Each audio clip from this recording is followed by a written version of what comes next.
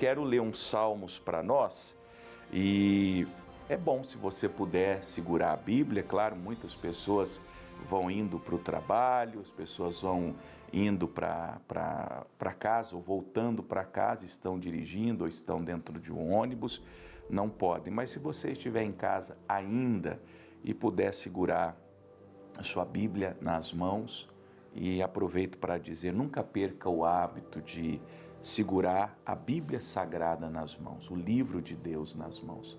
Leia a sua Bíblia nos tablets, nos smartphones, mas nunca deixe o livro de Deus nas mãos. Enquanto eu for vivo, você me verá segurando o livro de Deus nas mãos. Pois bem, eu quero ler para nós hoje o Salmo 125.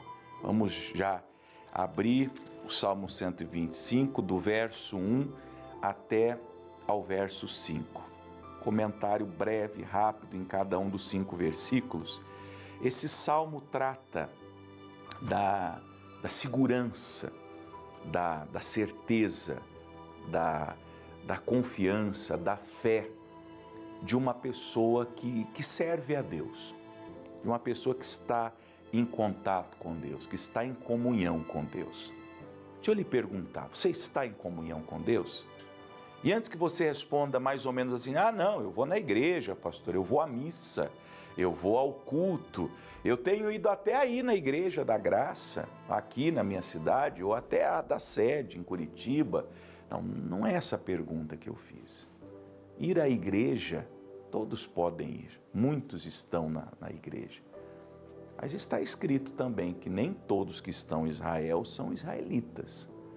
A pergunta é, você tem comunhão com Deus? Você está em comunhão com Deus? Você está ligado a Deus pela oração, pela palavra? Sim, frequentando os cultos, participando dos cultos.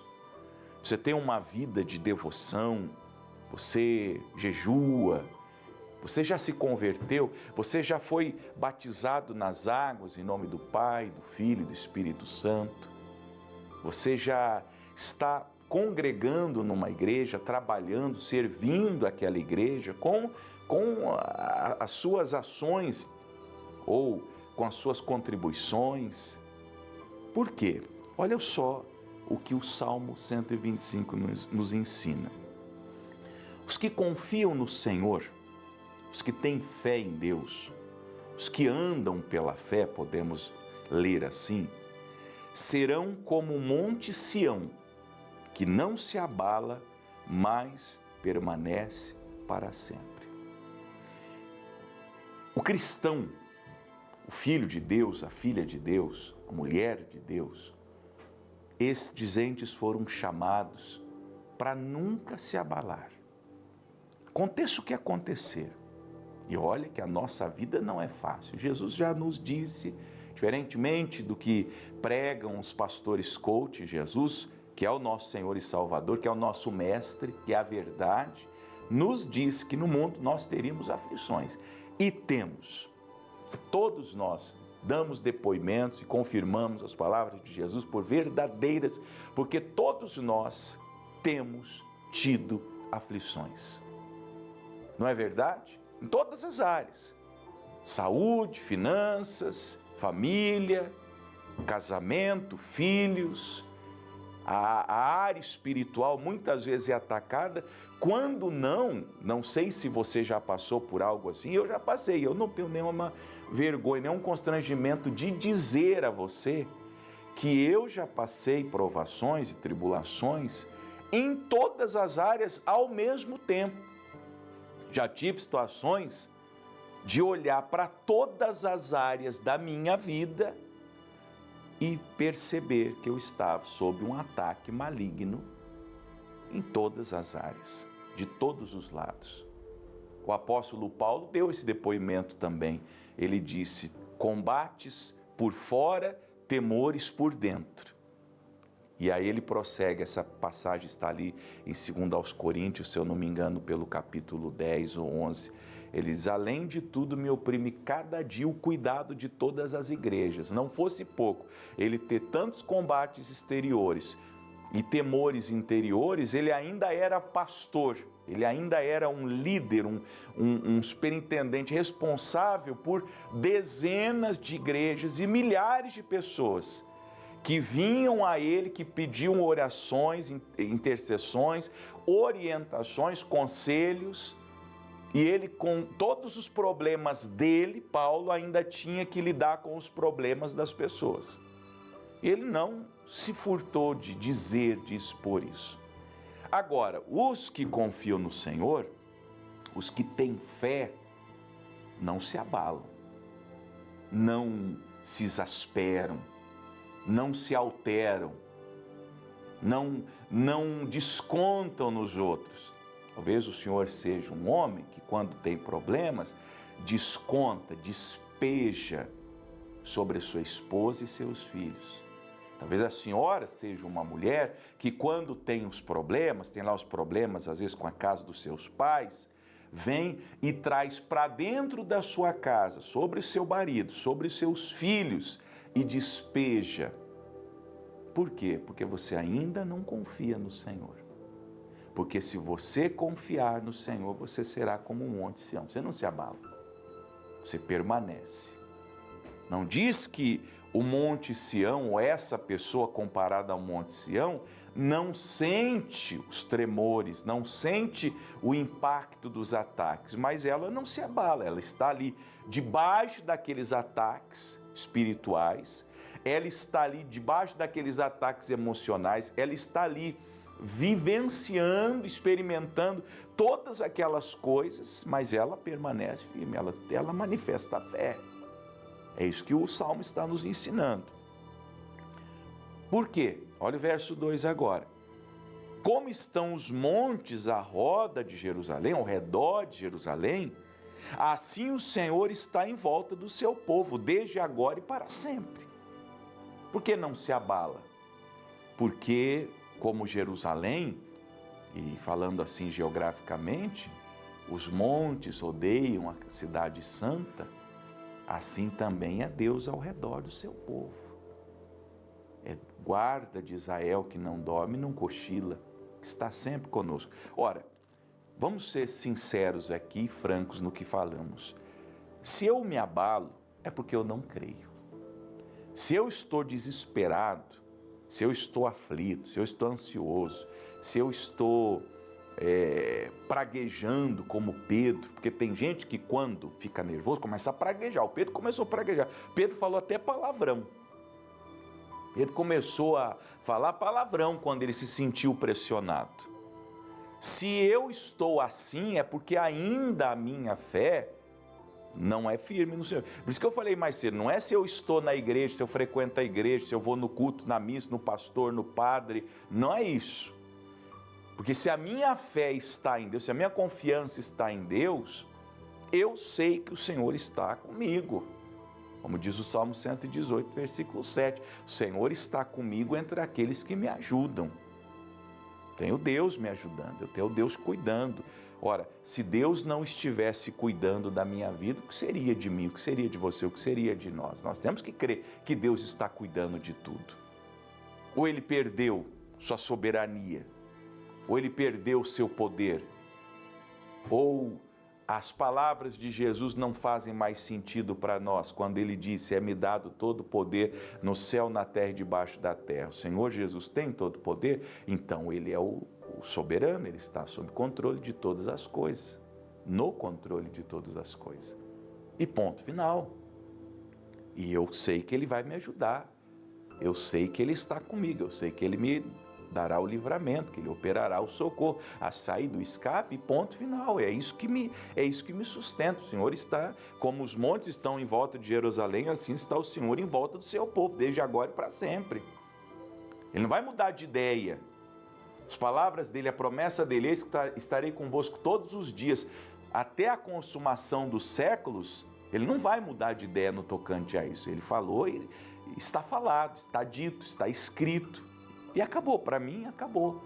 Para mim isso tem que ser uma verdade absoluta e ponto final. Eu não negocio com o meu entendimento, eu não negocio com as minhas dúvidas, eu não negocio com os meus medos, com os meus receios, com os meus temores, quando eu tenho uma promessa tão poderosa quanto essa. Se Deus está comigo, se essa palavra é a verdade, como estão os montes, a roda de Jerusalém, assim o Senhor está em volta do seu povo, e eu sou povo de Deus, eu sou de Deus, eu sou de Deus, então Deus está comigo. Deus está comigo. E é isso que eu tenho que guardar no meu coração. É daí que vem a minha confiança. Por isso que eu não me abalo, mas permaneço para sempre. Por quê? Porque eu sei que Deus está comigo. Agora, olha o 3. Eu li isso hoje, para mim foi muito impactante. Talvez dos 5 versículos, eu não sei qual deles te tocará mais, mas para mim o que mais me tocou foi o verso 3. Porque o cetro da impiedade, o cetro é aquele bastão do rei que significa o poder real que ele tem, que significa a autoridade que ele tem sobre os seus súditos. E a Bíblia fala de um cetro de impiedade, de uma autoridade que muitas vezes algumas pessoas têm sobre nós. O cetro da impiedade não permanecerá sobre a sorte dos justos. Se você é de Deus, você pode estar passando um período difícil na sua vida. Tem um cetro de impiedade, um bastão, talvez nas mãos do diabo sobre você, querendo ser senhor da sua vida. Não vai prevalecer. Talvez alguém que tenta te sequestrar, e há vários tipos de sequestros. Há aquele sequestro no sentido literal da palavra, que é quando alguém pega uma pessoa à força e coloca dentro de um cativeiro. Isso é um sequestro literal. Mas existe o sequestro emocional. Tem gente me assistindo agora sobre o sequestro emocional. Você não pode se deixar sequestrar por ninguém, por um namorado, por um noivo, uma namorada, uma noiva, nem por um cônjuge louco, um marido louco, uma esposa louca que domina, que tenta subjugar a sua vida. Não prevalecerá. Ou de um patrão, de uma pessoa que te sequestra financeiramente, porque ela tem um poder, é ela que paga o teu salário, e ela pensa que se ela te mandar embora, e ela te ameaça assim, você não vai ter o que comer, e você tem medo também, você se submete às coisas que estão acontecendo, às vezes até coisas erradas. Eu já atendi, lembro uma vez de uma senhora, quando eu fui pastor aqui numa igreja de bairro, que ela tinha que mentir. Ela era assim uma secretária numa grande empresa e ela tinha que mentir o tempo todo, mentir de todas as maneiras. Ela me deu alguns exemplos, não vou entrar nos pormenores agora. E ela ganhava muito bem, era um salário assim muito alto para aquele padrão, e ela tinha medo de bater de frente, não, eu não vou mais mentir, eu sou de Deus, eu sou cristã, eu não vou mais contar mentira, e ser mandada embora. E o patrão dela sabia disso, sabia, bom, você tem que fazer isso, porque senão eu te mando embora. Então ela ficava, como se diz, entre a cruz e o punhal. Ou ela saía, ou ela começava a falar a verdade, e era mandada embora, e ela ia perder aquele salário. E aí, de um lado ela tem as contas, ela tem os boletos, ela tem o aluguel, a luz, o pão das crianças. Então a pessoa fica assim, numa situação de dominada, sequestrada, nesse caso, financeiramente. Agora, isso aqui é um grito. Isso é um grito de um filho de Deus dizendo: o cetro da impiedade não permanecerá sobre a sorte dos justos. Tem que clamar do Senhor: eu quero que esse cetro seja quebrado em nome de Jesus. Eu não vou ficar sob o domínio desse soberano do mal. Eu quero estar debaixo da tua autoridade. Eu quero estar nas mãos de Deus. Davi disse: caia eu nas mãos de Deus, mas não caia na mão dos homens. É melhor estarmos nas mãos de Deus do que nas mãos dos homens, porque no Senhor há misericórdia. Nas mãos dos homens não há misericórdia. 4. Faze bem, ó Senhor, aos bons e aos que são retos de coração. Veja que ele faz um pedido, ele diz, Senhor, não quero esse cetro de impiedade sobre a minha vida, eu não quero esse soberano do mal determinando o que eu faço, o que eu sou, o que eu penso. E eu estou sequestrado ou sequestrada sentimentalmente, economicamente, ou seja lá quais são os tipos de sequestro. Ele, Senhor, faça o bem, quebra esse cetro de impiedade. Eu sou uma pessoa que tem um coração lavado, redimido, regenerado. Eu quero essa liberdade dos filhos de Deus. E o Senhor quer te dar liberdade. Quanto àqueles que se desviam para os seus caminhos tortuosos, levá-los ao Senhor com os que praticam a maldade. Se por um lado uma pessoa que confia em Deus, que tem fé em Deus, será abençoada no processo, aquele que se desvia, aquele que não permanece, aquele que não crê, aquele que não confia, vai ser levado junto com os que praticam o mal. Mas uma coisa é fato, ele termina dizendo, paz haverá sobre Israel, paz haverá sobre a pessoa que confia em Deus. Você quer ter paz? Você quer estar em paz? Atreva-se a crer em Deus. Atreva-se a crer em Deus. E como eu disse, a parte que mais me tocou nesse salmo é: o cetro da impiedade não prevalecerá sobre a sorte dos justos. Se você está sob um domínio de um perverso, de um maligno, de alguém que está dominando a sua vida contra a sua vontade em qualquer esfera, creia que o poder de Deus vai quebrar esse cetro de impiedade na sua vida, em nome de Jesus. Amém?